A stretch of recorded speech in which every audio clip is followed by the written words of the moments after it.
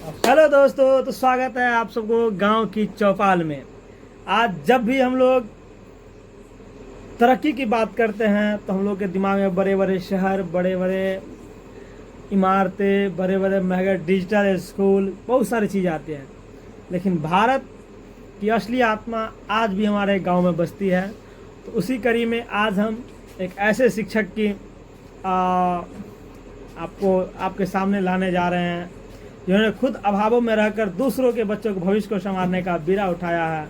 सिर्फ 27 साल की उम्र में की तंगलियों में शिक्षा की अलग जगा रहे हैं। स्वागत करिए तबरेज आलम जी का, जो आपके साइड वाले स्क्रीन पे दिख रहे हैं, जो पेशे से एक प्राइवेट ट्यूशन शिक्षक है, लेकिन इनका हौसला किसी बड़े संस्थान से कम नहीं।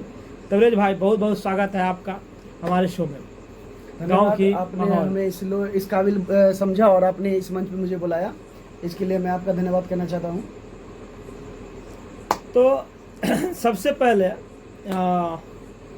हम लोग बातचीत जो शुरुआत करते हैं तो कुछ बुनियादी चीज़ों से हम लोग शुरू करेंगे। हम चाहते हैं कि दर्शक आपके उस दौर को समझे जहां आपकी नींव पड़ी। तो सबसे पहले हमारा एक कोई प्रश्न रहेगा कि अपने उस गांव के बारे में कुछ बताइए जहां आपका बचपन बीता, वह कैसा दिखता था और वहाँ का कैसा माहौल था बचपन में। देखिए, हम बिहार से बिलोंग करते हैं और बिहार की जो स्थिति है वो आज जनता से छुपा हुआ नहीं है। और आज से अगर अब 20 साल पहले ही जिएगा तो उसकी स्थिति जो है ना और बदतर थी। एजुकेशन का जो स्तर था बहुत गिरा हुआ था। और हम जहाँ से आते हैं और हमारे आसपास जो है ना वो दलित और महादलित टोल पड़ते हैं, तो वहाँ पे शिक्षा का स्तर इतना गिरा हुआ था कि वहाँ लोग अपने बच्चों को सिर्फ भैंस बकरियाँ चराने के काबिल ही समझते थे, वो पढ़ाने की योग्य समझते थे। लेकिन वहाँ पे मेरे पापा जो थे वो कोशिश की कि हम लोग पढ़ें। और जब शिक्षा आप ग्रहण करना शुरू करते हैं, जब शिक्षा के बारे में जानते हैं ना, तो आपकी लालसा बढ़ जाती है।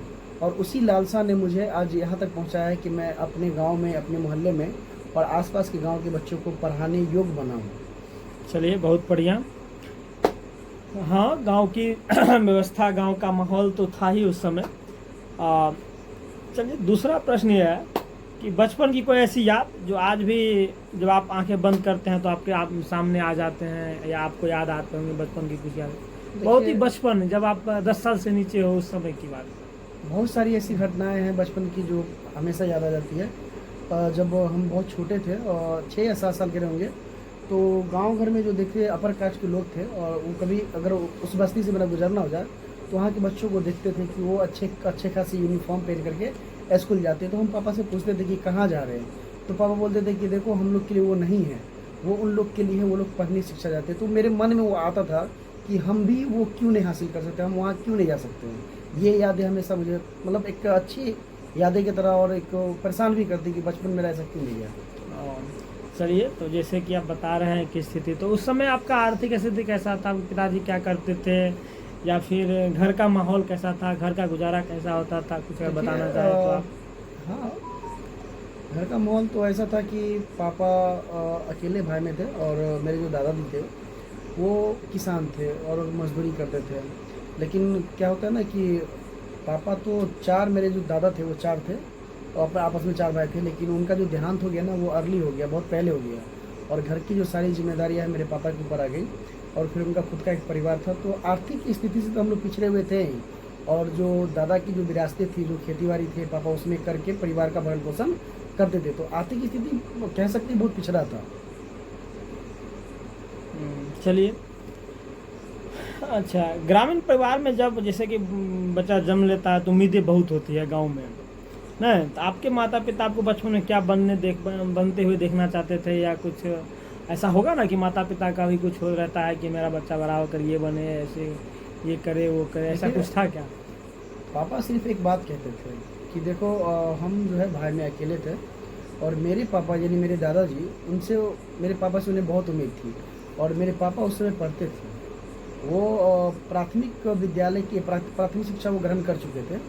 तो उन्हें यह मतलब लालसा थी और उन्हें मतलब एक कहते हैं ना कि चाहत होती है कि मेरे बच्चे पढ़े। तो पापा कहते थे देखो, मैं ये नहीं कहूँगा कि आप IAS बन जाओ, IPS बन जाओ, डॉक्टर बन जाओ, आप बुनियादी शिक्षा ग्रहण करके अपने जीवन को अच्छा बनाओ और अपने जीवन में एक अच्छा मकाम हासिल करो। पापा का इतना दिल शौक था, उनकी ये उम्मीदें थी। अच्छा, तो जब शिक्षा की बात चल रही है तो आपकी प्राथमिक शिक्षा कहाँ से हुई, कैसे हुई, इसके बारे में देखिए थोड़ा प्राथमिक शिक्षा के बारे में बताइए आप। प्राथमिक शिक्षा की जो मेरी स्टार्टअप है उसके लिए मेरे गांव के एक चाचा हैं, उनकी लड़की लोग पढ़ती थी, वो प्राइवेट स्कूल में पढ़ते थे, वो मुजफ्फरपुर में रहते थे।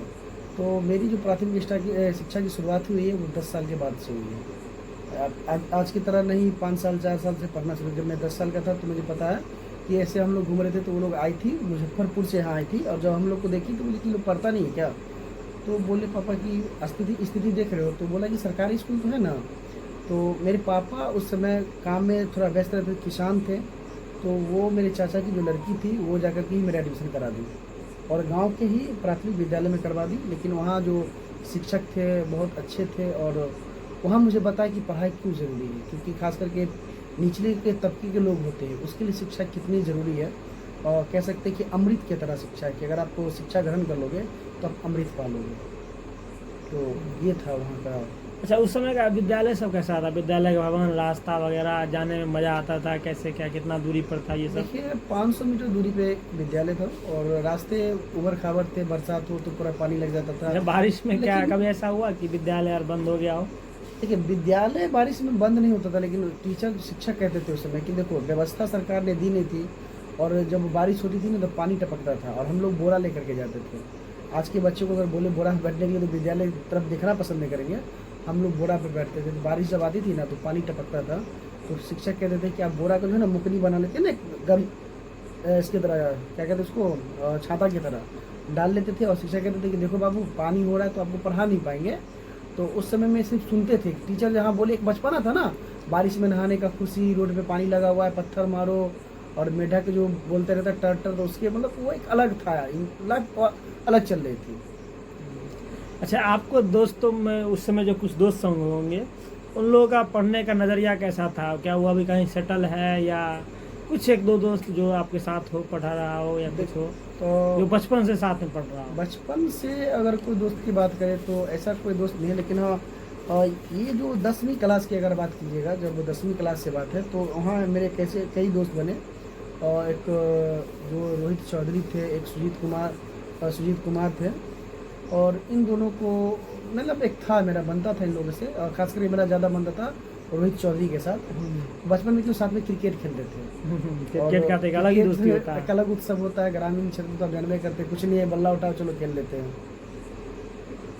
अच्छा, बचपन में कभी ऐसा लगा था कि आप आगे चल करके एक शिक्षक बनेंगे? देखिए बचपन में तो सिर्फ या इतना कुछ सपने और कुछ और था? नहीं, जब हम 9th क्लास में गए तो एक मिस आई हुई थी जिसका नाम था फातिमा नूर, और एक सर आए हुए थे और उनका नाम था नदीम। तो उन्होंने पूछा, ऐसे बच्चों से इंट्रोडक्शन लेते हैं ना, तो पूछे कि आपका ड्रीम क्या है। तो मुझे ज़्यादा आइडिया नहीं था, जब मैं पुलिस वालों को देखते थे ना गाँव घर में, तो उनका पावर रुतबा देखते थे। तो मैंने उनसे कहा कि सर वो जो स्टार वाले होते ना, उसमें पता नहीं था IAS IPS क्या होता है। तो मैंने उनसे कहा कि सर वो जो नहीं आते हैं टोपी पहन करके पुलिस वाली, 3 स्टार लगा रहता है, मेरा सपना वो बनने का। सर कहते हैं कि देखो बनने का सपना है, लेकिन आपको पता होना चाहिए उसके लिए पढ़ना बहुत ज़्यादा पड़ता है।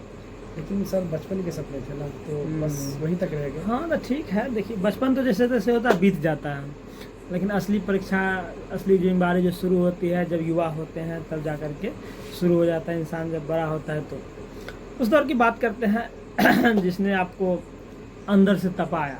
मतलब बचपन तो बीत गया, उसके बाद तपने का आता है कि मेहनत करने का क्या है नहीं है।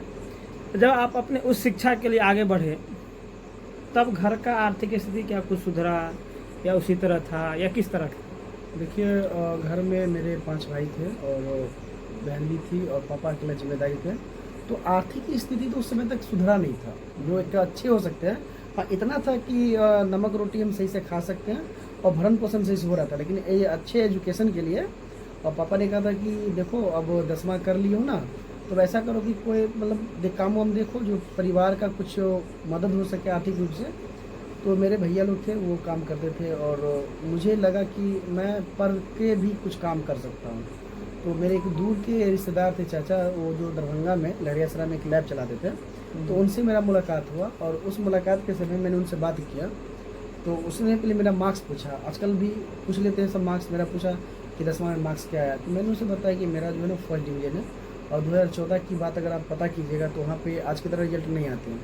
वहाँ पे उस समय की बात है, तो मुझे जहाँ तक याद है कि 100 में से 50 या 55% बच्चा वो पास किए। तो बोला कि मार्क्स तो बहुत अच्छा है, तो पढ़ लो। मैंने कहा कि पढ़ तो लेंगे, लेकिन मेरा जो आर्थिक कंडीशन है वो बहुत ही दयनीय है। वो क्योंकि मम्मी हमेशा बीमार रहती थी, पापा पे जिम्मेदारी अकेले थी, तो उन्होंने मुझे सपोर्ट किया कि ठीक है चलो लैब पे रहो, और जो तेरे पढ़ाई का खर्चा होगा ना मैं पे करूँगा। तो मुझे वहाँ से एक रास्ता मिल गया कि हम आगे बढ़ सकते हैं।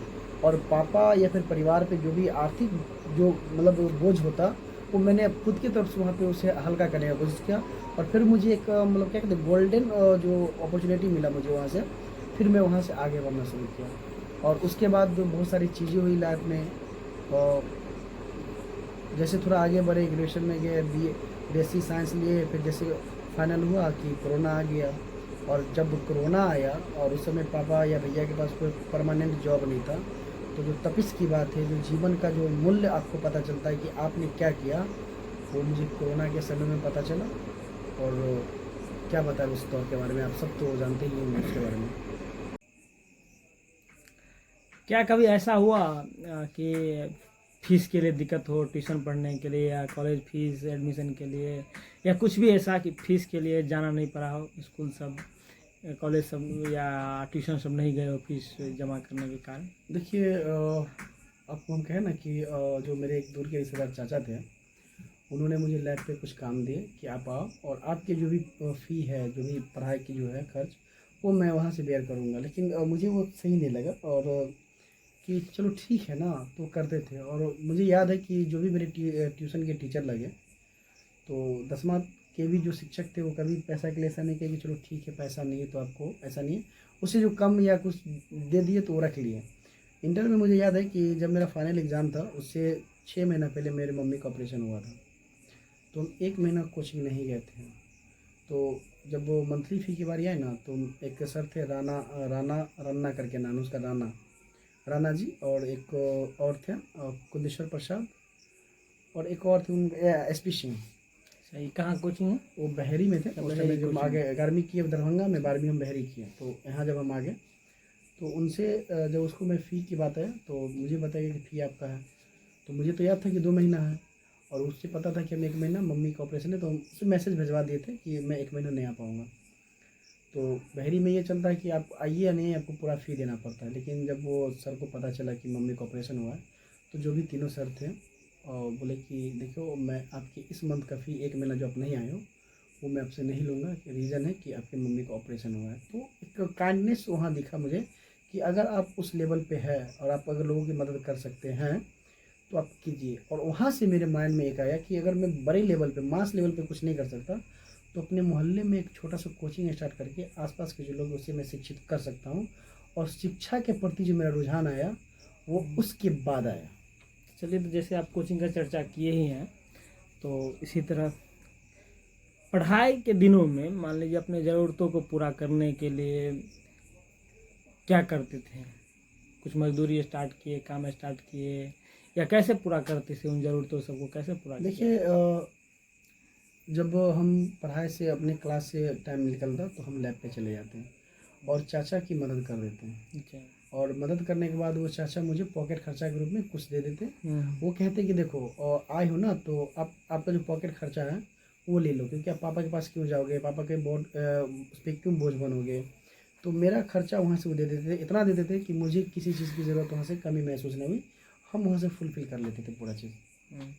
अच्छा, ऐसा चीज़ देखा जाता है कि हम लोग के समाज में 20-25 साल का लड़का अगर हो गया, कोई काम नहीं कर रहा है, कोई नौकरी नहीं लगा, तो गांव के लोग ताना मारते हैं, समाज के लोग ताना मारते हैं, या परिवार के लोग भी, रिश्तेदार वगैरह जो होते हैं, ये सब अक्सर देखे होंगे कि क्या कभी आपको भी ऐसा कोई बात हुआ जो दिल पर लगा हो, या कोई कभी कुछ बोला हो? देखिए ये इस तरह आम के। बातें हैं गांव में और गांव से जब ग्रामीण क्षेत्र में जाते हैं, आप अक्सर देखते होंगे कि आपके साथ रहने वाला अगर कोई प्राइवेट जॉब में ही काम कर रहा है, अगर वो ढंग का कपड़ा भी पहन रहा है, आप उसके सामने अगर आपका हेयर स्टाइल भी खराब है ना, तो आपको वहाँ ताना दे देते हैं कि देखो ये क्या किया है। तो मेरे साथ बहुत सारी चीज़ें ऐसी हुई है। लेकिन मैं उन चीज़ों को, अगर मैंने ये सोचा कि अगर मुझे समाज में कुछ करना है और शिक्षा के प्रति जो मेरा लगाव है, मैंने आपको बताया पहले कि वहाँ आया, तो मुझे लगा कि इन लोगों की बात तो मैं ज़्यादा उस पर ध्यान मत दूँ। आए फैमिली भी ऐसा बोले कि अब वो इंटर हो गया, BA हो गया, तो कुछ अर्न करो। तो मैंने इस चीज़ के लिए कोचिंग के साथ साथ मैंने एक अपना मोबाइल का शॉप डाला, क्योंकि उसके उस समय मैं उसके बारे में कुछ जानता था, कुछ काम सीखा था मैंने उसके लिए, चलो एक पार्ट टाइम में कर लेता था। तो कुछ कुछ काम हम सीखे हुए थे। और उसी समय मेरे जो कि प्रिय मित्र थे सुजीत कुमार, उनका एक प्राइवेट स्कूल था, तो उनसे मेरी बात हुई और बोले कि आप भी है घर पे तो आइए और हम दोनों मिलकर के इसे करते हैं। और फिर हम दोनों मिलकर के वहाँ पे स्कूल पे लगभग 4 या 5 साल तक रन किए।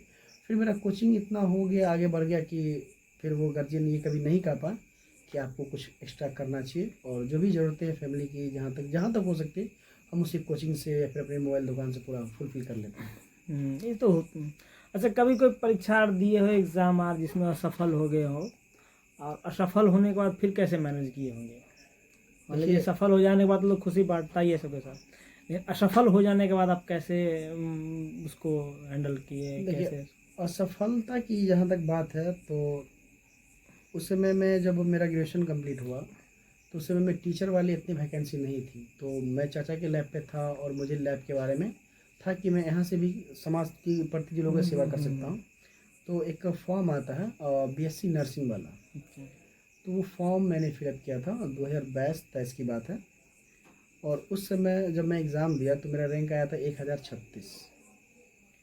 और उस समय जब मैं सरकारी कॉलेज के लिए जब काउंसलिंग किया तो वहाँ पे पता चला कि 1035 जिसका रैंक है उसी सब का एडमिशन सरकारी कॉलेज में होगा, और प्राइवेट में तो हो रहा था।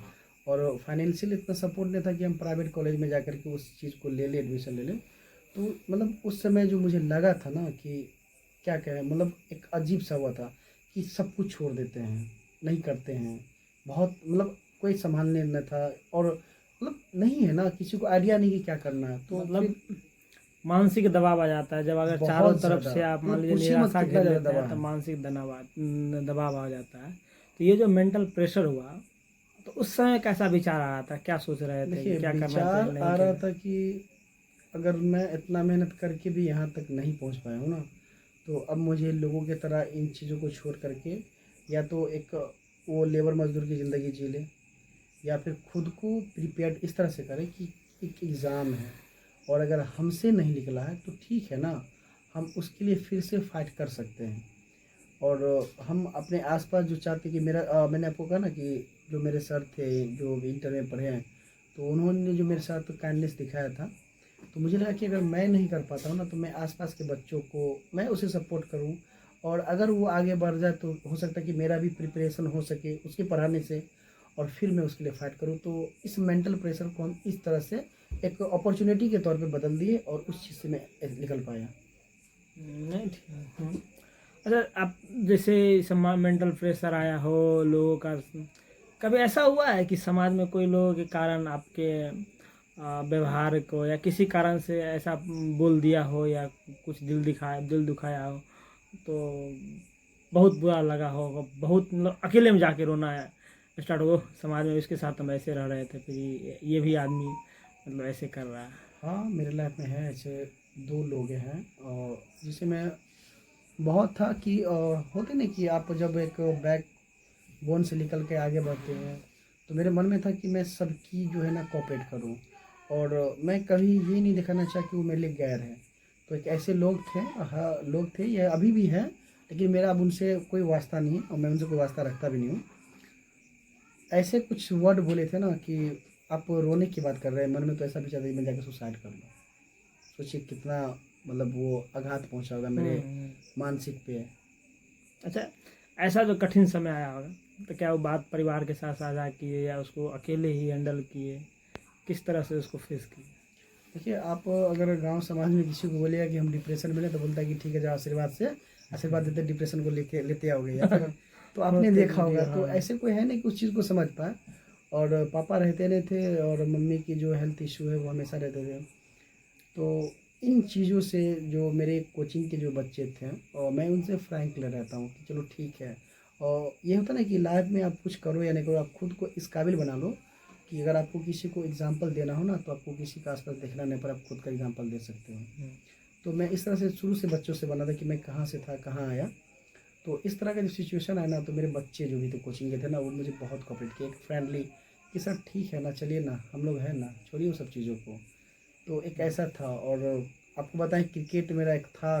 तो बच्चे लोग थे, उसके साथ क्रिकेट खेल कर अपने उन दौर को मतलब भुला दिए हम, और अपने आप को प्रिपेयर कर लिया। अच्छा, ऐसा कोई दिन याद है मतलब उस समय जो अभी भी याद आता हो तो मतलब रोंगटे खड़ा हो जाता है, हाँ भाई ये दिन जीवन में कभी दोबारा नहीं लौटे, ऐसा कोई? 28 अप्रैल। अच्छा, और उस घटना पे कुछ बात कर सकते?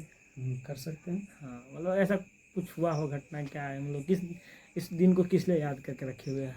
देखिए, आपका अगर कोई पसंदीदा चीज़ हो, और जो जिसे आप बहुत ज़्यादा लगाव करें, और वो अचानक आपसे छूट जाए, और फिर वो चीज़ आपके पास कभी ना मिले ना, तो वो फीलिंग जो होती है ना, वो हार्ट ब्रेकन होती है। और 28 जो अप्रैल था, वो मेरे लिए वो दिन था। चलिए, क्या है कि हर एक अंधेरी रात के बाद सवेरा होता है। आपके जीवन में ये सवेरा तब आया जब आपने बच्चों के हाथों में कलम थमाई। आइए जानते हैं एक संघर्षशील नौजवान कैसे तबरेज से आलम सर बने। तो ट्यूशन पढ़ाने का विचार आपके दिमाग में पहली बार कैसे आया? क्या ये शौक था या मजबूरी। मजबूरी? मजबूरी। तो मजबूरी था, तो कैसे ये मजबूरी था? देखिए, मुझे याद है कि मैंने आपको बताया कि जब मेरा इंटर का एग्ज़ाम था, उससे मम्मी का ऑपरेशन हुआ था। तो घर पे कोई थे नहीं, और एक बड़ी वाली सिस्टर का शादी हो चुका था, और भाभी लोग थी, और एक मम्मी को प्रॉपर टेक केयर चाहिए था। तो मुझे पता है कि मैं जब वहाँ लैब पे रहा था, तो मैं ओटी में भी कितने दिन मतलब गुजारा, बहुत सारे लोग रहते थे। तो मुझे पता था कि उसको रिलैक्स किस तरह का रखना है। और घर पे आप गांव देहात में जानते ही हैं, बहुत सारे बिजली की समस्या हो, फिर गर्मी लगे, तो आप मतलब ऑपरेशन का पेशेंट को पूरा रिलैक्स रखना है। तो मुझे वहाँ से सब छोड़ करके, दरभंगा से मुझे यहाँ मतलब प्रॉपर रहना पड़ गया। और जब मैं 1 महीना रहा, तो मुझे लगा कि मैं ऐसे टाइम बर्बाद क्यों करूँ। तो मेरा एक ट्विंस भाई है, वो पहले पढ़ाते थे, और उसे लगा कि ये सब चीज़ में नहीं है, तो वो अपना ग्रेजुएशन में एडमिशन लिए, चले गए मुंबई अपना इलेक्ट्रिसिटी का काम करने के लिए, जो भी उनका था। तो एक जगह तो था मेरे पास पहले से कि मैं कर सकता हूँ। तो ऐसे बैठे हुए थे, गाँव जो आंगन के कुछ लड़के थे, तो बोले कि ठीक है, आप ही पढ़ा दीजिए। और फिर मैंने उसे पढ़ाना शुरू किया। और जब पढ़ाना शुरू किए, तो लगा कि चलो ठीक है, ये बड़ा दिक्कत वाली बात है। तो वहाँ से मुझे लगा कि हम बैठ के क्या करेंगे घर पे, प्रॉपर तो 24 आवर मम्मी के साथ नहीं रह रहा ना, उसे जब ज़रूरत हो तब। तो बैठे थे, तो बच्चों को पढ़ाना शुरू किए। फिर हमारे जो एक सर दोस्त थे, मित्र, जो मैंने आपको पहले बताया, सुजीत कुमार, उनका स्कूल था। तो हम लोगों से बात हुई कि अब जब घर पे रहते तो आइए ना, करते मिल करके, और जो होगा देखा जाएगा। वो सुशांत सिंह का एक बात नहीं रहता है कि छोटा सा स्टार्टअप है, लेकिन सैलरी तो नहीं देंगे, लेकिन उड़ने में याद मज़ा होगा, बहुत आएगा। हम भी शायद यही बोले होंगे कुछ हाँ। ना कुछ। हाँ, तो ऐसा ही कुछ था। तो वो मुझे याद है कि स्टार्टअप है, या तो बहुत आगे बढ़ेंगे, अगर गिरेंगे तो फिर उठने का मज़ा कुछ और रहेगा। फिर वहाँ आए, और फिर वहाँ से तबरेज से आलम सर बन गए, और आज तक आलम सर से गुजर रहे हैं। तो जब पढ़ाना शुरू किए तो क्या आपको पहला छात्र या छात्रा याद है जिसे आपने पढ़ाया हो, और पढ़ाया कि आपको कैसा लगा? देखिए, पढ़ाने का जो याद है, तो मेरा छोटा वाला भाई था, और एक और चाचा का लड़का था, जो पहला मेरा एज ए स्टूडेंट था। लेकिन वो मेरे पास नहीं पढ़ा था, तो 6 महीने के बाद बोला कि भैया हमको कहीं और पढ़ने जाना है। मैंने उसका ठीक है जाओ। लेकिन जो मैं फर्स्ट टाइम इंटर किया हुआ था, लेकिन जो मोहल्ले की मेरे एक रिलेशन में भतीजी भी लगती है, और उसका एक भाई था, जो मतलब चाचा ही कहते थे। वो दोनों भाई बहन इंटर में आर्ट लेकर गए थे। तो मुझे बोले कि आप मुझे पढ़ा दीजिएगा। मैंने कहा ठीक है ना, आओ लेकर के देखते हैं क्या है। तो वो दोनों इतना मतलब कहते ना कि एक होते ना कि हार्ड लेबोरियस बच्चा होते, बहुत ज़्यादा करने वाले। तो उन्हें उस दोनों को जब पढ़ाना शुरू किया, तो उसके जो आसपास के जो दोस्त लोग थे, 5-7 स्टूडेंट थे, वो आ गए, और फिर उसे पढ़ा। और आज उस जो मेरा एक कहते ना कि आप स्टार्टअप करते हो, अगर आपका स्टार्टअप ही बढ़िया चलेगा ना, तो फिर आपको आगे कुछ करने की जरूरत नहीं पड़ती, आप उस पर सीधा दौड़ना शुरू कर देते हैं। तो मुझे याद है कि वो 8 बच्चे जो थे इंटर के 11th के, वो सब के सब उस टाइम में फर्स्ट रिजल्ट किए थे, फर्स्ट सब फर्स्ट क्लास था। फिर मुझे घूम के देखना नहीं पड़ा। अच्छा, तो जब पढ़ाना शुरू किए हो, आर्थिक स्थिति भी खराब था, तो वो जो पहला ट्यूशन फीस आया होगा तो कैसा लग रहा होगा, मतलब किस तरह उसको देखे, कुछ किस तरह का एहसास था वो पहला ट्यूशन देखिए फीस? पहला ट्यूशन फी जो अर्न की बात है ना, तो हम आपको पहले बताया कि हम लैब पे जो रहते थे, तो मुझे वहाँ पॉकेट खर्चा मिल जाता था, तो मुझे वो ज़्यादा रियलाइज़ नहीं हुआ। तो मुझे लगता कि आता ही पैसा था, लेकिन उससे कम था ये, लेकिन फिर भी था कि चलो मेहनत किए हैं, वो एक अच्छा, अलग तो वो था। पैसा को क्या किए होंगे, मतलब कुछ तो होता है ना कि पहले ही मान लीजिए कोई काम हम स्टार्ट किए, पहले पैसा आया तो उसको कुछ एक तो याद तो हो ही जाता है ना, वो एक कुछ अगर हाँ, याद हो मुझे तो। याद है कि हम गए थे, मम्मी का थोड़ा दवा ववा लाना था, तो पॉकेट में था और मैंने पापा को भी कुछ नहीं बताया और सीधा कहा चल मेरे पास तो है ना, क्या चलिए, है। तो यही हुआ, मान लीजिए कि जब गांव में आप शुरुआत में ट्यूशन पढ़ाना बिल्कुल शुरू किए होंगे, तो लोगों का भरोसा कैसे मतलब हुआ, लोग कैसे आप पर विश्वास करना, ये कैसे लगता था कि उसके बच्चे को आप पढ़ा पाएंगे या नहीं पढ़ा पाएंगे, या क्या पढ़ाएंगे, सर, इस तरह का भी कुछ सिचुएशन वगैरह से दो हुआ? चीज़ें मेरे साथ जो थी हम्म, और लोगों का जो विश्वास बढ़ा, वो दो चीज़ों से बढ़ा। पहला ये कि हम उन लोगों को ये कहें कि आप अगर अनपढ़ थे, आप मजदूरी किए हैं। मेरे पापा किसान थे, वो भी मजदूरी किए हैं, लेकिन ये मैं नहीं कहा कि मुझे कंधे पे बैठा के कोई हाई स्कूल बढ़िया स्कूल में ले गए। उन्होंने मुझे सिर्फ सपोर्ट किया कि आप पढ़ो, और मैं पढ़ा। तो आज स्थिति देखिए कि आपके ही मोहल्ले का लड़का हूँ, और आप जब हम आते हैं तो आप बोलते हैं कि सर जी आ गए हैं। तो ये चीज़ है कि आप अपने बच्चों को जो है ना, कम से कम शिक्षा दीजिए, और शिक्षा के लिए आपको कहीं जाना की जरूरत पड़ेगा नहीं, मेरे पास है। तो बोला कि बच्चे बदमाश हैं, मैंने कहा बदमाश नहीं होते, नटखट होते हैं। तो मेरे अंदर एक उस समय बहुत बुरी था, और बुरी का अभी भी मेरे पास आदत है कि मैं बच्चों को गलती पे पनिशमेंट करता था। और जब वो छोटे बच्चे होते हैं, जब उसको आप प्रेशराइज कीजिए या फिर कुछ बच्चे पनिश कीजिए ना, तो ऐसे कुछ बच्चे होते हैं गाँव समाज के कि आपसे डर जाते हैं। और उनका क्या हुआ बेनिफिट कि जो बच्चे थे, जो परिवार में लगता था कि बिगड़े हुए बच्चे हैं ना, तो वो मेरे पास जब आए, तो पढ़ने के साथ साथ थोड़ा उनके जो बिहेवियर में चेंजिंग आ गया। लोगों का विश्वास यहाँ से बन गया कि कुछ हो या ना हो, लेकिन बच्चे का बिहेवियर अगर चेंज होता है ना, तो फिर बच्चा सही पथ पे चलता है। चलिए, बहुत बढ़िया। अच्छा, ऐसा कब लगा हो कि हाँ, अब लगभग लोगों का विश्वास हो गया हो, या आप जैसे बच्चा को पढ़ा रहे हैं तो बच्चा एक लगा हो कि हाँ, अब हम लग रहे हैं कि सफल हो रहे हैं, जिस उद्देश्य से हम पढ़ाना शुरू किए, मतलब मजबूरी में ही शुरू किए, लेकिन एक बन तो जाता है एम ना कि ये अब बच्चा को पढ़ा रहे हैं तो यहाँ से यहाँ पहुँचाएंगे, ऐसी कोई सफलता जिसको लगा हो कि हाँ, अब सफल हो गए हैं कुछ हद तक, देखिए जहाँ तक है कि इसमें या किसी बच्चे ऐसा का ऐसा रिजल्ट हुआ हो इस तरह से? मुझे लगा था कि हम पढ़ा करके समाज में अगर कुछ परिवर्तन लाना चाहते हैं, तो आपने सुना होगा आईटीआई के बारे में, पॉलिटेक्निक के बारे में। और तो जब खुद का ना हो ना, तो गाँव समाज बन नहीं जाते, यह हुआ कि अरे उसका नहीं हुआ आईटीआई, तो आपका भी नहीं होगा। तो मेरे जो कुछ बच्चे थे, और इसमें एक एजान नाम का जो मेरा भतीजा था, एक साहिद था, और मैंने आपको बताया ना मनीषा और विजय, एक फरीदा थी, ये 5-7 स्टूडेंट थे। तो इन्होंने कहा कि सर मुझे आईटीआई का फॉर्म भरना है। और मैंने कहा कि ठीक है भरोगे। मुझे तो उसके बारे में आइडिया नहीं था, लेकिन हम साइंस पढ़े हुए थे, जो भी जैसे पढ़े थे। तो हमने देखा सिलेबस है ना, तो मुझे लगा कि हम बच्चों को कोऑपरेट कर सकते हैं। और हुआ क्या कि जो आसपास के मेरे मोहल्ले में जो 4-5 लड़के थे, वो शायद 3 या 4 बार आईटीआई में एग्ज़ाम दिए थे, और उनका एडमिशन नहीं हो पाया। वो रामनगर जो दरभंगा पास में 17-16 किलोमीटर सरकारी में। तो उन लोगों को लगा कि नहीं हो पाएगा, तो ये बात मुझे ईगो पे आ गया कि क्यों नहीं हो पाएगा।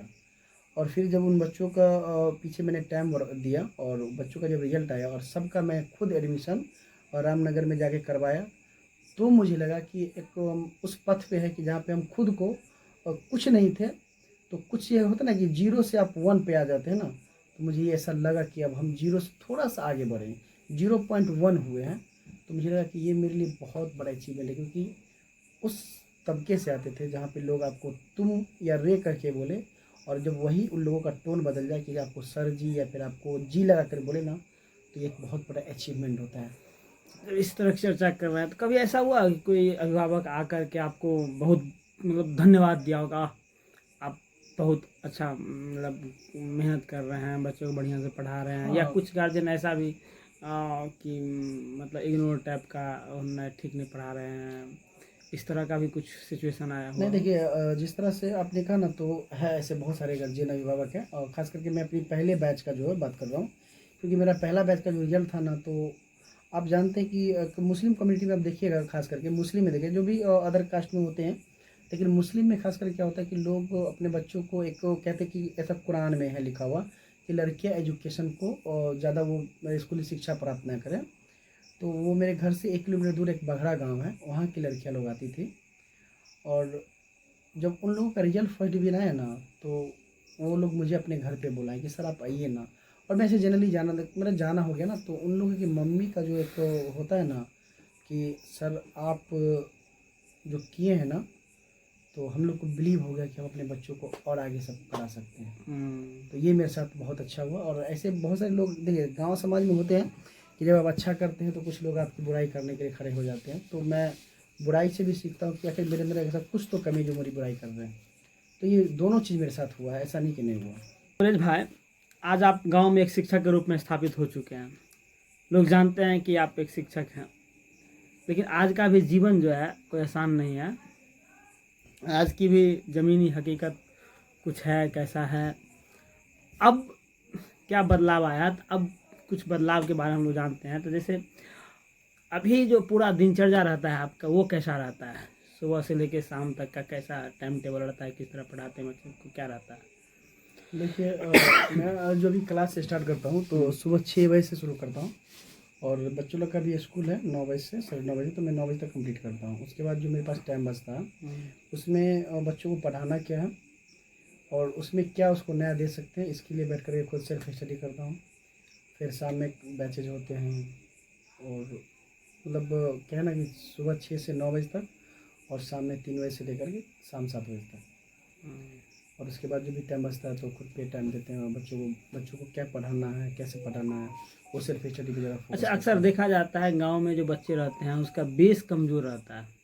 नहीं, सरकारी विद्यालय में जो पढ़ते हैं बच्चा का बेस कमज़ोर रहता है, तो उसको आप मजबूत करने के लिए या किस तरह से आपका पढ़ाने का पैटर्न है, ताकि ये या क्या किस तरह का सोच है, कौन चीज़ को फॉलो करते हैं ताकि उस बच्चे को एक अलग ऊंचे लेवल पर ले जा सके, या मतलब कैसे रहता है ये आपका? देखिए, आप जो बात कहें वो बिल्कुल सही है, क्योंकि ज़्यादातर बच्चे अगर आपको 8वीं क्लास या 9वीं क्लास में मिल जाएंगे, जिससे आपको हिंदी के वर्णमाला पूरे पता नहीं होता है, तो आपको एग्ज़ाम बच्चा देगा, क्योंकि आपके पास बच्चा है तो गार्जियन का ही मोटिव है कि बच्चा को एग्ज़ाम देना है। तो हम क्या करते हैं कि जो पहले बच्चा का सिलेबस है, जो कोर्स है, और हम उसे कराते हैं।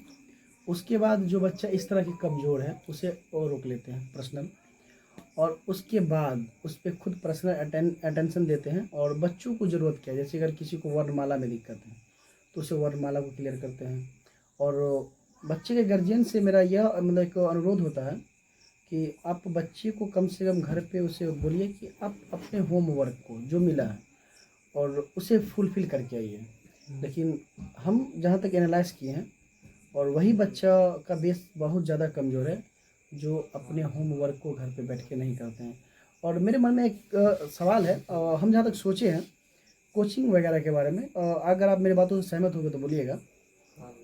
कोचिंग, मुझे जहाँ तक लगता है कि कोचिंग होना चाहिए कि आप स्कूल में जो भी वर्क मिला है आपको, और उस वर्क को आप कोचिंग पे आइए, और कोचिंग के शिक्षक मेरे हिसाब से आप उसे फुलफिल करके उसको अवरी में याद करा करके। तो फिर सरकारी विद्यालय के बच्चे को क्या पूरा करवाइएगा? हाँ, क्या वही उसको वही होमवर्क वही मिलता नहीं, है? वहीं पे हमारे हैं। मेरे हिसाब से होना चाहिए, लेकिन अभी जो सरकार की व्यवस्था है उस व्यवस्था में लोग अपने बच्चों को पढ़ाना चाहते हैं।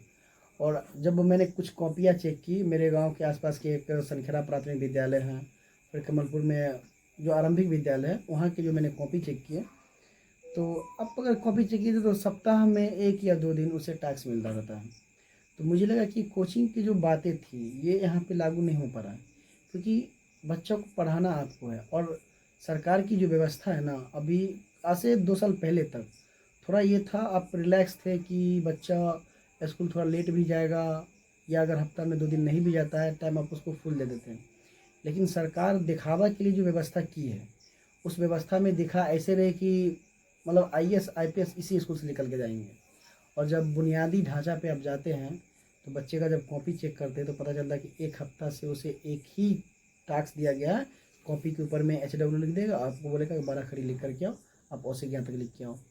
तो इस तरह की कंडीशन में बच्चों के साथ तो जो अभी आगे बढ़ाना है उसे टाइम नहीं दे पाती। सरकार 9 से स्कूल 4 कर दी है और सुबह में आपको टाइम कम मिलता है, शाम में आपको टाइम मिलता है, थोड़ा सा दिक्कत हुई है। लेकिन फिर भी हम चाहते हैं कि वैसे बच्चे जो मतलब कमज़ोर हैं तो रात ही क्यों ना हो जाए, उसके गार्जियन से बात करके उसे पर्सनल अटेंशन देते हैं और उसके लिए एक पर्सनल देखते हैं कि क्या क्या, जैसे कोई बच्चा बोल नहीं पाता, कोई बच्चा लिख नहीं पाता है, कोई बच्चा सुन तो लेता है लेकिन उसको आपके सामने हेजिटेशन में बोल नहीं पाता है कि हम बोलेंगे गलती कर देंगे। तो ऐसे बच्चा को मोटिवेशन भी करते हैं कि नहीं आप बोलो ना, गलत हो क्या हम बताएंगे ना आपको। अच्छा, कुछ बच्चे तो ऐसे भी होते होंगे जो फीस जमा करने में असमर्थ होते होंगे या समय पर जमा नहीं कर पाते होंगे, तो क्या उन बच्चों को आप पढ़ाते हैं? देखिए पहली बात कि हम जहाँ से आए हैं और मेरे जो शिक्षक थे, आपको मैं पहले स्टार्टिंग में बताया काइंडनेस, तो हमारे जो दोस्त मित्र थे सुजीत कुमार, और उनसे भी मेरा मुलाकात हुआ और हम लोग जब वहाँ से स्टार्टअप किए तो सबसे पहले हम लोग का थॉट ये था कि समाज के हर एक तबके को शिक्षा मिले। और हम लोग कह के अगर ऐसी मुफ्त शिक्षा कर देंगे तो मुफ्त की चीज़ की लोग कदर नहीं करते हैं। तो हम लोगों ने एक पैरामीटर रखा कि जिसके जो पिताजी नहीं होते ना, उसे वो बिल्कुल शिक्षा मुफ्त मिलेगी। और दूसरी बात ये कि जब गार्जियन एडमिट आते हैं मेरे पास लेकर के तो हम उनसे पूछते हैं कि देखिए मेरा ये जो फ़ी है, जो पैरामीटर है, अगर आप इसे दे पाइएगा तो बताइए, नहीं तो आप क्या करना चाहते हैं। क्योंकि हम ये नहीं कि पैसा के कारण आपके बच्चों को नहीं पढ़ाएंगे, लेकिन फ़ी आपसे कुछ ना कुछ ज़रूर लेंगे। क्योंकि अगर आपसे फ़ी नहीं लेंगे तो आप कल को यह सोचिएगा कि चलो मुफ्त का तो है, आज नहीं भी जाएगा तो क्या हो जाएगा। तो इसीलिए हम करते हैं, फ़ी लेते हैं लेकिन उससे कम कर देते हैं। अच्छा, कभी फीस के लिए किसी अभिभावक से आनाकानी सब हुआ है? ऐसा सर कुछ? आप वही बात कर दिए कि मंडी में सब्जी खरीदने के लिए जाओ और मोल भाव ना करें। ऐसा होता है क्या? अरे सर, मतलब इसके बारे में अगर चर्चा करेंगे ना तो घंटों गुजर जाएगी। चर्चा ऐसे होते हैं कि वो जब आएंगे आपके पास ना तो दिखाएंगे कि वो समाज के सबसे सशक्त लोग हैं, वो ऐसी ऐसी बातें करेंगे और आपको ऐसा बोलेंगे ना कि लगेगा अरे वाह ये सही बोल रहा है। और वो पूरे साल जब पढ़ा लेंगे और पूरे साल आप उसे फ़ोन कीजिएगा आपके बच्चे में क्या कमियां हैं उसे जानने के लिए, वो आपका फ़ोन अटेंड नहीं करेंगे, यहाँ तक कि वो आपके पास नहीं आएंगे। जब फ़ी देने की बारी आएगा तो बोलेगा कि आप मेरे बच्चों को पढ़ाए क्यों। ऐसा होता है ना? सर ये तो होता ही। अच्छा, आज के समय में देखा गया है कि बच्चे को अनुशासन में रखना बहुत बड़ा मतलब चैलेंजिंग है। हम्म? तो इस चीज़ को आप कैसे हैंडल करते हैं? बच्चा को डांट करके या प्यार से, या किस तरह से कोशिश करते हैं कि अनुशासन में रखा जाए? कैसे? देखिए वक्त के साथ आपको बदलना पड़ता है। आज से अगर ये 4 साल पहले की बात था तो हम वहाँ बच्चों को डंडा से पीटते थे, लेकिन अभी जो समय आ गया है आप उसे पीट नहीं पाइएगा। तो हम उसे कहते हैं, जैसे कि बहुत सारे बच्चे में आज का जो जनरेशन है वो मोबाइल के पीछे बहुत ज़्यादा एक स्मार्टनेस की तरफ जो भागा है ना, तो बच्चे अलग हो गए, वो नटखट, उसके अंदर ये नहीं है। और दूसरी जो गार्जियन की थॉट होते हैं कि हर एक गार्जियन को लगता है मेरा बच्चा बहुत प्यारा है। आपने बीरबल अकबर की कहानी सुनी होगी। अकबर बीरबल बोला था अकबर को कि एक ऐसा बच्चा है जो आपके बेटा से भी खूबसूरत है, और ले जाके नानी के बच्चों को दिखाया था, जो वो बोला कि यही बदसूरत बच्चा उसकी माँ के गले लगाई थी, मेरा चांद सा टुकड़ा है। तो समाज में तो चलता ही रहता है, लेकिन बच्चा को कंट्रोल करने के लिए हम सिर्फ एक थॉट किए हैं कि बच्चे को माइंड होते हैं। कुछ बच्चे होते हैं जो गेम खेलना पसंद करते हैं, कुछ बच्चे जो सोना पसंद करते हैं, तो हम उससे बातें करते हैं और उसे डिसिप्लिन में लाने की कहते हैं कि देखो बाबू, आपको अगर मोबाइल चलाना है अब चलाओ, मैं आपको मना नहीं कर सकता। आजकल के बच्चे आप देखिएगा यूट्यूब पे आते हैं, इंस्टाग्राम पे आके रील्स बनाते हैं। तो मैं उसे कंट्रोल करने के लिए, उसे डिसिप्लिन में लाने के लिए कहता हूँ कि आप जो पढ़ाई करते हो ना, आप उसका रील बनाओ, उसको डालो। तो हम इस थॉट से कहते हैं कि बच्चा जब वो रील बनाने के लिए जाएगा तो गलत तो बनाएगा नहीं, और अगर गलत वो अपलोड करता है, गलत पढ़ करके, गलत टास्क पूरा करके, तो उससे मन में कहीं ना कहीं चीज़ आएगा कि अगर हम गलत डालेंगे तो लोग हम पे कमेंट करेंगे। तो इस चीज़ों से बच्चे जो हैं थोड़ा कंट्रोल रहते हैं। बाद बाकी डंडा मरिएगा तो डर आपको भी है, आप हम मरिएगा बाहर लेके खड़ा रहेगा आपके लिए। अच्छा, एक चीज़ और देखा गया है समाज में कि प्राइवेट ट्यूटर को और सरकारी शिक्षक में दोनों में सम्मान का एक आकाश पाताल का अंतर होता है। क्या आपके साथ भी ऐसा हो रहा है या आप भी ऐसा फील करते हैं? देखिए ये तो फील करने वाली बात नहीं, तो समाज का एक सच्चाई है जो आप अभी बात कर रहे हैं। जो प्राइवेट होते हैं ना, लोग उनसे सारा उम्मीद रखते हैं कि आप उनके बच्चों को पूरा दे दीजिए, उस शिक्षक के बच्चों को भी जो सरकार से 60,000 70,000 रुपये महीना लेते हैं, और भेदभाव जब बात आएगी ना तो कहेंगे ये सरकारी बाबू है। अच्छा, तो यहाँ एक चीज़ और देखा जा सकता है ना, वो शिक्षा के कारण भेदभाव हो रहा है या पैसों के कारण? पैसा के कारण। पैसों के कारण, तो वही इस चीज़ को देखते हैं, तो इस पर क्या मतलब विचार देना चाहेंगे आपकी इसमें? देखिए मेरा विचार, हम अभी छोटे लोग, मतलब एक समाज जी है, गांव में है, इतने बड़े लेवल पे मेरे पहचान नहीं है, लेकिन अगर कभी ऐसा मुझे मौका मिले बड़े मंच से, तो ये जो सिस्टम है, योग्यता और शिक्षा और जो पैसा, तो पैसा को आप उस जगह रखिए जब कहते हैं व्यवस्था आपकी दुरुस्त हो जाएगी। कब? जब उस व्यवस्था में आप खुद शामिल हो जाओ।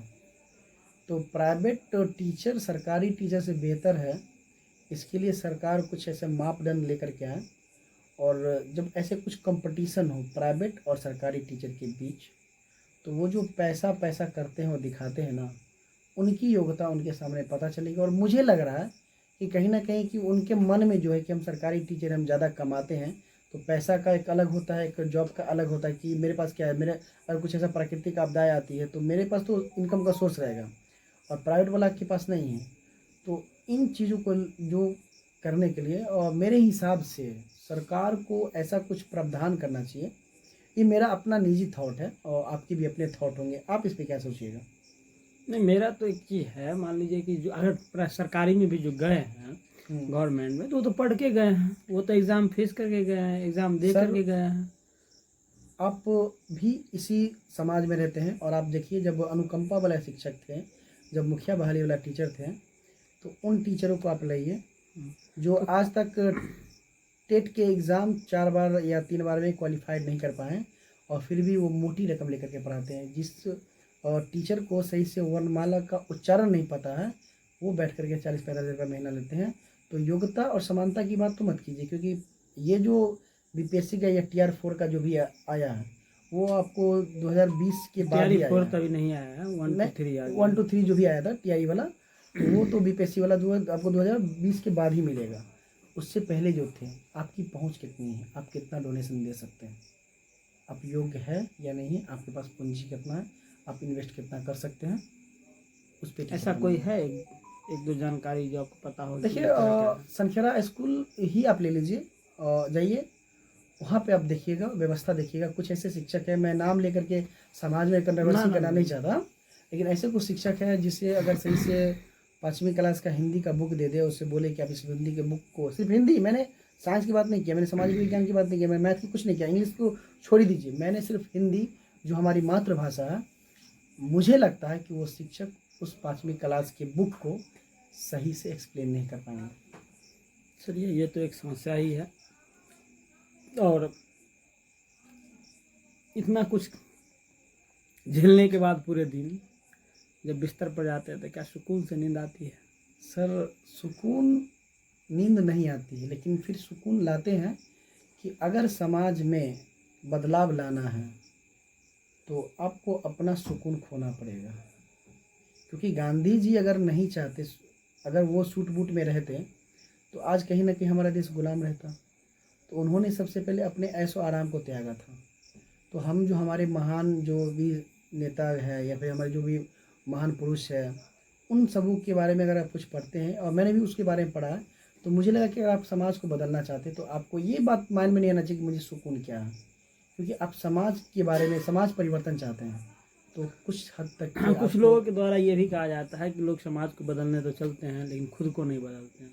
अगर हम खुद को बदलना चालू कर दें, लोग खुद को बदलना चालू कर दें, खुद पर समय इन्वेस्ट करें, खुद को एक अलग पहचान बनाएं, खुद को बेहतर बनाएं, तो समाज अपने आप सुधर सकता है। देखिए, ये कहने की बातें बहुत अच्छी है, कहते हैं ना कि किताबी बातें जो है ना वो सुनने में अच्छी लगती हैं, लेकिन जीवन में अच्छी लगते हैं। जब आप खुद पे करते हैं ना, तो आप अपने अलावा किसी को नहीं बदल पाते हैं। क्योंकि यह चीज़ जो है, मुझे एक कविता भी याद नहीं आ रहा है, जिसमें ईर्ष्या और निंदा, ये दो जो चीज़ें हैं ना, आप आगे बढ़िए, खुद को बदल लीजिए, लेकिन वो आपके जो आसपास के लोग हैं वो आपसे ईर्ष्या और निंदा करेंगे, लेकिन आपकी तरफ बनना नहीं चाहेंगे। नहीं तो हमें किसी की तरह बनना भी तो नहीं है ना, मान ली ईर्ष्या निंदा वो कर रहे आप हैं हम और वो आप करेंगे, हाँ, आप खुद बदल लीजिए। हम्म, वो आपको देख करके अच्छा नहीं बनेंगे। हम्म, लेकिन ये जो आपने पूछा ना अभी कि समाज को बदलने के लिए मैं खुद को बदल लें, समाज बदल जाएगा। सर ये किताबी बातें हैं। आप जब खुद को बदलने के लिए जिएगा ना, फिर मुझे नहीं लगता कि लोग आपको बदलने भी देंगे। चलिए, इसलिए आप शिक्षा व्यवस्था की बहुत सारी कमियों को सबसे बेहतर देख पाते हैं। तो आज हमारे समाज और सिस्टम के कुछ कड़वी सच्चाइयों पर बात करते हैं। जैसे कि आपके अनुभव के अनुसार आज के गांव का जो सरकारी शिक्षा व्यवस्था है, उसमें सबसे बड़ी कमी कहाँ नज़र आती है आपको? सर दो कमियां। पहली कमी है कि सरकारी व्यवस्था का दुरुपयोग करना, अच्छा। यानी सरकार ने आपको जो भी फैसिलिटी दी है हम्म, उसका उपयोग नहीं करते हैं। हम्म, और जो दूसरी कमी है जो मेरे हिसाब से, कि लोग जागरूक नहीं हैं। अच्छा। क्योंकि अगर आप जागरूक रहिएगा और अपने आप बच्चों को पढ़ने के लिए भेजें विद्यालय में, और आप जब उनसे सवाल कीजिएगा कि हम बच्चों को अगर 5 घंटा 6 घंटा टाइम देते हैं, मेरे बच्चों को आप दे दिया क्या, तो वो शिक्षक की जो है ना वो जिम्मेदारी बढ़ जाती है कि सब गार्जियन तो नहीं आएंगे, लेकिन कुछ गार्जियन हैं और उन कुछ के कारण उस वर्ग में जो भी बच्चा रहेंगे वो पढ़ लेंगे। चलिए, बात अपना सब इतना गहरी होते चला गया, वक्त का पता ही नहीं चला कैसे समय बीत गया। अब हम लोग बातचीत के आखिरी पड़ाव पर है, तो हम लोग बात करते हैं आने वाले कल की। तो उसको आप कैसे देख पाते हैं? समाज में आप जो रोशनी फैलाना चाहते हैं तो उसको कैसे चाहते हैं? तो आगे का जो सपना है वो क्या है? आप खुद को अगले 5 या 10 सालों में कहाँ देखते हैं? किस तरह का योजना है? महंगी फीस, बिना विश्वसनीय शिक्षा मिला, मतलब इस तरह से आप अपने आप को किस तरह से देखते हैं देखिए अगले 4-5 सालों में कि आप किस स्तर पर हम सिर्फ शिक्षा इतना को ले कोशिश जाएंगे? करते हैं कि अगर मैंने आपको पहले कहा कि अगर मेरी बात अगर बड़े मंचों से होती है तो मैं सरकार से और समाज से सिर्फ दो विनती करूँगा। सरकार से विनती ये करेंगे कि आप जो भी मुफ्त की जो चीज़ें हैं वो मुफ्त की चीज़ों को जो है ना सिर्फ शिक्षा पे खर्च कीजिए।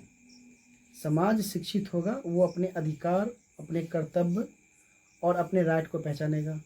और समाज से सिर्फ मैं इतना विनती करूंगा कि देखिए, आप पूरे समाज को बदलने के लिए आप समाज को बदल नहीं सकते। समाज की जो थॉट है, जो लोगों के विचार हैं, उस विचार पे आपका प्रभाव क्या पड़ता है। मैं ये चाहता हूँ कि मेरा प्रभाव पड़े कि लोग सोचें शिक्षा जरूरी क्यों है।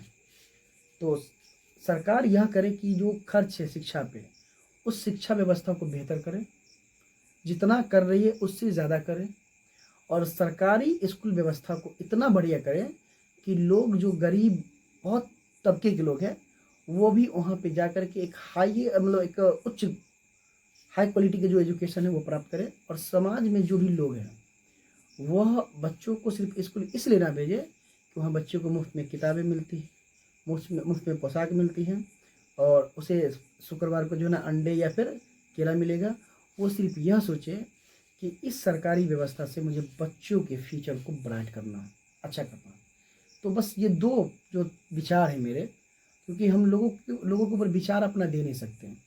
अपने विचार उनके सामने रख सकते हैं और उनको अपने विचारों से प्रभावित कर सकते हैं। तो अगर ऐसा 5 सालों में मुझे कोई मौका मिलता है तो मैं यह चाहूँगा कि लोगों के विचार में बदलाव लाए। समाज जब विचार बदलेगा तो समाज बदल जाएगा, ये मेरा मानना है। तो क्या अभी इसके लिए आप कुछ प्रयास कर रहे हैं कि लोगों देखिए, को बता रहे हैं कि हम लोगों को बता रहे हैं और शिक्षा हम व्यवस्था को कैसे देखिए, उतारा जाए या समाज को कैसे शिक्षा सुधारा जाए? व्यवस्था उतारा जाए और शिक्षा व्यवस्था सही होगा, क्योंकि हमें लगता है कि जो भी ग्रामीण क्षेत्र है वहाँ के जो युवा पढ़े लिखे जो चाहते हैं वो परिवार गांव में आप देखिएगा कि जब आप आगे बढ़ते हैं तो गांव के जो ऊंचे पोस्ट पे बैठे हुए ना वो बोलते हैं कि तुम राजनीति करते हो। तो मेरा यह विचार है कि व्यवस्था आप लड़ते जाइएगा बिना किसी पद से तो वो आपको वहाँ तक पहुँचने नहीं देगा। तो मेरा ये थॉट है, और आगामी चुनाव आने वाले हैं तो मैं अपने पंचायत के युवाओं से अनुरोध करता हूँ जो भी पढ़े लिखे हैं, और उनके मन में भी मेरे कई दोस्त हैं जो चाहते कि बदलाव हो, लेकिन वो पारिवारिक या फिर सामाजिक स्तर पे ये नहीं चाहते कि सामने वाला जो भी है और बड़े लोग हैं वो मुझे कहे कि तुम नेता बनते हो। तो मैं उन लोगों से सिर्फ अनुरोध करता हूँ कि आप अगर अपने समाज को बदलना चाहते हैं और अपने आने वाली भविष्य को सुंदर बनाना चाहते हैं तो आप राजनीति में आइए। क्योंकि आपके पास अगर पावर नहीं होगा, आपके पास अगर पैसा नहीं होगा, आप कितने अच्छे विचार वाले हैं, आपके विचार समाज तक नहीं पहुंच पाएंगे। तो आपका कहना यह है कि राजनीति में आने के बाद कुछ बदलाव होगा। बदलाव होगा। तो अगर आपको मान लीजिए मौका दिया जाए, मान लीजिए आप कोई जनप्रतिनिधि बन जाते हैं, आपका जैसे पंचायत पड़ता है पहाड़ी, तो इसका कोई जनप्रतिनिधि बन जाते हैं, या आने वाले चुनाव में किसी न किसी पद पे आप अपना उम्मीदवारी पेश करते हैं, और या जनप्रतिनिधि बन जाने के बाद आप किस तरह का बदलाव करेंगे?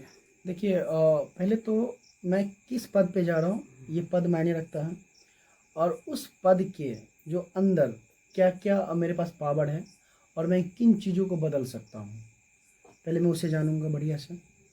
और उसे जानने के बाद मैं उन चीज़ों को जो लोगों के लिए बेहतर हो, ये मैंने कहा कि आपको मैं आदम अमेरिका बना दूंगा, ऐसा नहीं है।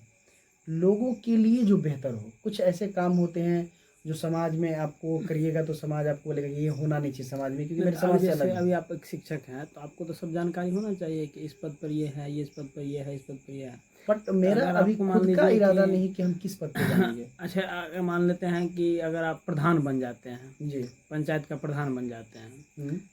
तो आप क्या क्या बदलाव कीजिएगा? देखिए, पंचायत का अगर हम प्रधान बनते हैं तो सबसे पहले मेरा जो काम होगा कि मैं शिक्षा पे हमेशा आपसे बातें कर रहा हूँ, तो सबसे पहला जो मेरा काम होगा कि जो भी हमारे पंचायत में सरकारी विद्यालय हैं, तो प्रधान के नाते मैं उन विद्यालयों का निरीक्षण करूँगा, उनमें क्या क्या कमियां हैं मैं उनसे दूर करूँगा। और वहाँ जो शिक्षक कार्यरत है हम उनसे ऑर्डर नहीं करेंगे, उनसे बैठ करके उनसे विचार करेंगे कि देखिए आप जो किए हैं उसे भूल जाइए, अब मेरे समाज में एक अच्छी गुणवत्तापूर्ण शिक्षा दीजिए, और इसके लिए आपको हमसे जितना मदद चाहिए, जहाँ तक चाहिए वो मैं आपको मदद करूँगा, लेकिन आप शिक्षा व्यवस्था को बढ़िया कीजिए। पहला काम ये करेंगे।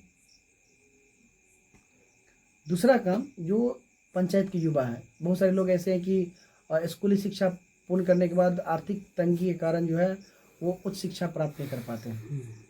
तो मेरा जो यह है कि मेरे अंदर है पावर है, मेरे पास अगर वो फंड आते हैं तो मैं अपने पंचायत में कम से कम, ज़्यादा नहीं तो 2 ऐसे एक लाइब्रेरी ज़रूर उसे संचालित करूँगा, जहाँ पे आकर के वो युवा बैठ करके उच्च शिक्षा की तैयारी कर सके, बिना किसी पैसे के, बिना किसी खर्च के, और वह अपने लक्ष्य की ओर बढ़ सके। हम ये नहीं कि उसे लक्ष्य तक पहुँचा देंगे, लेकिन उसे लक्ष्य की ओर बढ़ने में मदद तो कर सकते हैं।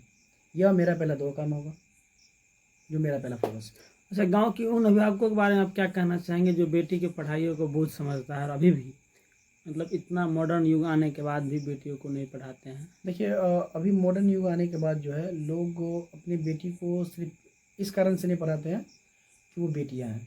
समाज में कुछ ऐसे लोग हैं या कुछ ऐसी बच्चियां हैं, ये नहीं कह रहे सब, 100 में कुछ एक ऐसी बच्चियां होती हैं जो समाज के विपरीत जा कर के, जो नैतिक काम नहीं है वो कर लेते हैं, और उनसे वैसे अभिभावक जो ये नहीं चाहते कि उनकी बच्चियां नहीं पढ़े, पर उन्हें यह डर लगा होता है कि मेरी बच्चियां तो सही है, लेकिन हो ना हो कि अगर वो उन संगतों में आ जा और यह पढ़ाई की जगह किसी और रास्ते पे चले जा, तो इनसे बेहतर है कि हम उसे जहाँ तक प्राथमिक शिक्षा देने के बाद उनकी शिक्षा को रोक दें, ताकि कम से कम एक उनकी जो अपनी प्रतिष्ठा है वो बनी रहे। और यह प्रतिष्ठा की लड़ाई है कि लोग चाहते हैं कि जो भी समाज में कुछ ऐसे लोग हैं जो लड़की की पढ़ाई को बोझ समझते हैं, वो सिर्फ दिखाते हैं कि लड़की सिर्फ घर के काम करने के लिए। वास्तविकता तो ये है कि वो उन चीज़ों से डरते हैं, उन बदलाव से डरते हैं। चलिए, बहुत बहुत धन्यवाद। आपके इस पूरे संघर्ष के बाद आपको अपने जीवन को आपके जीवन के बारे में जानने का मौका मिला। आपके जो विद्यार्थी होंगे वो भी आपको देखेंगे, हमारे दर्शक भी देखेंगे इस चीज़ को। अब अगर आप ये पूरे संघर्ष को कुछ 2 लाइन कह करके अगर बयां करना हो तो क्या कहेंगे? देखिए, हम 2 लाइन में नहीं, देखिए सर, 2 लाइनें इतने बड़े संघर्ष के लिए तो होता नहीं है, लेकिन मैं अपने लोगों दर्शकों को या फिर मेरे जो जानने वाले चाहूँगा कि देखो, आप मिट्टी से जुड़े रहें और लोगों के काम आ जाए। इनसे बड़ा और इससे बड़ा सौभाग्य किसी के जीवन में नहीं मिलता, और मुझे वह सौभाग्य मिला। बहुत बहुत धन्यवाद तबरेज भाई, आपसे बात करके ना सिर्फ हमें बल्कि जो भी दर्शक देख रहे होंगे उनके दिलों को छुए आप। बड़ा ही अच्छा लगा कि आप अपनी कहानी बताए, एक संघर्ष की कहानी कि गांव में जो प्राइवेट ट्यूटर है उनकी क्या समस्या है, और वो भी किस तरह से अपने समाज में बदलाव लाने के लिए सोचते हैं, अपने समाज को कहाँ से कहाँ ले जाना चाहते हैं। तो ज़रूर ही हमारे समाज के युवा या और भी जो युवा अपने अपने पंचायत में जहाँ भी सुन रहे होंगे, अपने समाज में बदलाव लाने के लिए, अपने समाज को आगे बढ़ाने के लिए सोचेंगे, क्योंकि अगर हम नहीं सोचते हैं तो फिर कौन सोचेंगे। तो बहुत बहुत धन्यवाद आपका भी धन्यवाद, आपने मुझे बुलाया इसके लिए।